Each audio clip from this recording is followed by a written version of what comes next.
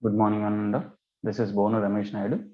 Today I'll be presenting my paper titled Energy Storage Unit for Dynamic Voltage Support in Distribution Networks at the 9th International Conference on Power Systems. Professor Prabodh Bajpai and Professor Chandan Chakrabarti are the co-authors of this work. This is the outline of my presentation today. Coming to the introduction, the energy storage units can enhance the stability, reliability, resiliency, and efficiency of the grid operations, and thus they have become an integral part of the power system nowadays.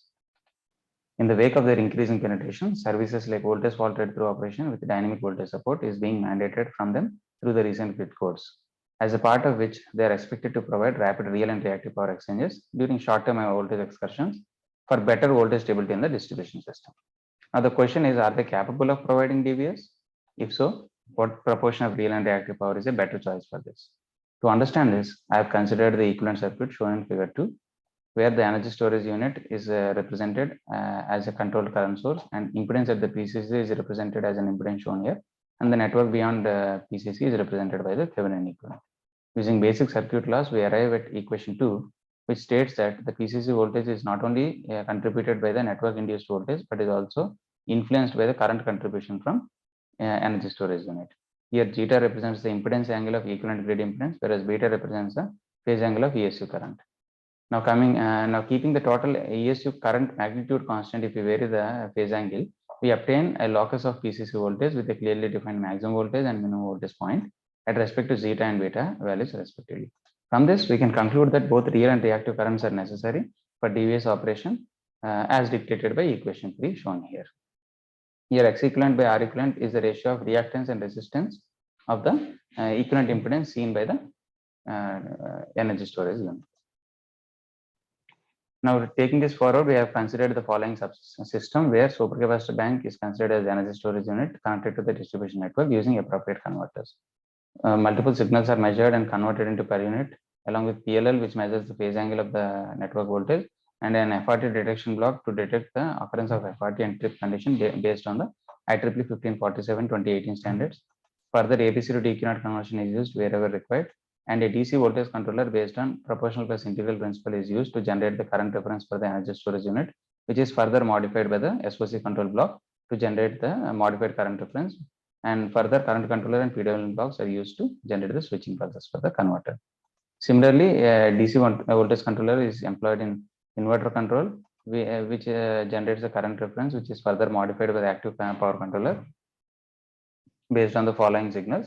And here X equivalent by R equivalent is assumed to be known in real time during the voltage FRT operation. And the D-axis current reference thus generated is used in the reactive power controller to generate the Q-axis current reference for the inverter.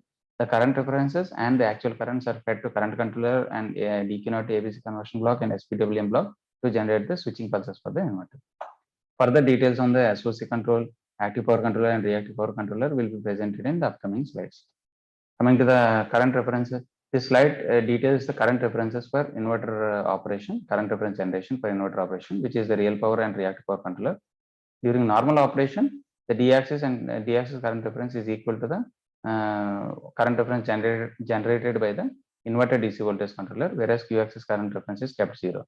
During FRT operation, the following equations are used to generate the current references based on the maximum inverter current limit and X equivalent by R equivalent value. With these current references, we can guarantee maximum and minimum voltage at the PCC during low and high voltage FRT operation respectively. Coming to the SOC control, initially we have considered sizing the energy storage unit such that it can withstand at least 2 voltage FRT operations within a 10% SOC variation as per the relaxation specified in the IEEE 1547/2018 standard as specified here. Further, with that particular size, we have considered the working range of SOC to be between 50 to 100%, and this range is further divided into zones of 10% each. By virtue of the FRT operation, if at all the SOC of the supercapacitor goes below 60%, then a forced charging is operation is initiated with ISOC star as the current reference and is continued until the SOC goes above 70%. Similarly, whenever SOC crosses 90%, a forced discharging operation happens to bring back the SOC below 80%. Except for these two operations, in rest of the cases, ESU performs the DC bus voltage control, whereas during this case, inverter performs the DC bus voltage control. Accordingly, the modified current reference for energy storage unit is shown in equation 6 here. Now, to validate the proposed control, we have considered SIGRE European LV residential test feeder with ESU connected at bus number 10 of this feeder. And these are the modifications made to this feeder. And this is the specifications of the system until PCC. And these are the base values for per unit conversion. And this is ISO C* considered for SOC management. Proper case studies are designed to validate the proposed control.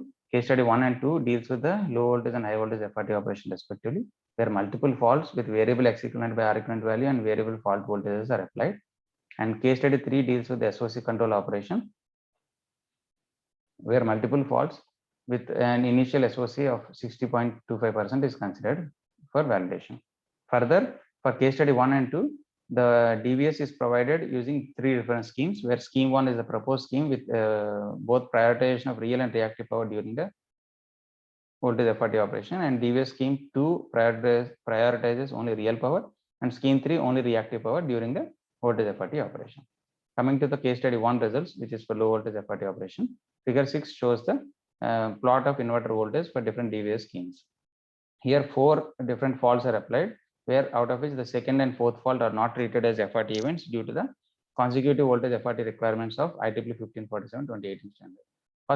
During first fault, X equivalent by R equivalent is 0.74, for which the effectiveness of different DVS schemes in producing the available maximum voltage is shown here. During the third fault, X equivalent by R equivalent is 1.72, which is slightly higher, and hence the effectiveness between scheme 3 and scheme 2 reversed, but the scheme 1 remains to be the best method to provide the available maximum voltage, which is very much vital during the low voltage FRT operation. Figure 7 shows the real power exchange at the DC bus using only DVS scheme 1. Here it is evident that real power is transferred to the grid. Similarly, this is the reactive power part, which is evident that reactive power is transferred to the grid. Hence, overall, during low voltage FRT operation, the ESU is acting as a overexcited active power source. Coming to the case study 2, similar for high voltage FRT operation, similar faults are applied. Similar 4 consecutive faults are applied, whereas second and fourth fault is not treated as FRT event. During first and third fault, the X equivalent by R equivalent is 3.2, due to which the effectiveness of different DVS schemes in producing the lowest available voltage at the PCC is as shown here. So it is evident that scheme 1 is providing the minimum voltage possible in all these cases, which is very much vital during FRT operation.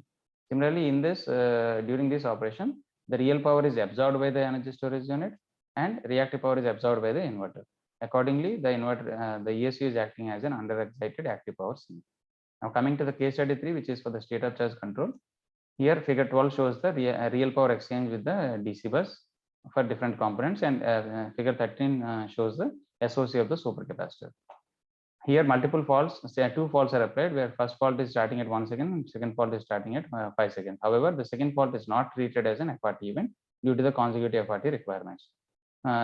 Before the first fault, the SOC is above 60%, whereas due to the support of ESU during the first FRT operation, the SOC reduced below 60%, beyond which a forced charging operation is initiated, and as shown here with respect to active power, and the SOC is brought up. However, by virtue of the second fault occurrence, though it is not treated as an FRT event, it is treated as an unavailability of the utility grid, and hence the charging operation aborted, and it is again resumed after the FRT fault is cleared and is continued until the SOC reaches 70%. Hence, it is evident that the proposed SOC control strategy limits the SOC within the limits without compromising the voltage FRT operation of the inverter. Now, coming to the conclusions, this paper has proposed a control strategy for achieving the best possible DVS without compromising the SOC health of the energy storage unit, and without compromising the availability of the ESU for FRT operation. From this, it is evident that an ESU performing the voltage FRT operation with the proposed control can achieve a reliable fault tolerant operation, can provide best possible DVS, can ensure safe operation of the inverter, can enhance voltage FRT capability of the network by accommodating more severe faults. If possible, future work is to develop a suitable impedance estimation algorithm for accurate estimation of X equivalent by R equivalent value, and also to consider the energy storage unit for other ancillary services like voltage, frequency response, black start, etc. So this is the acknowledgement, and thank you very much.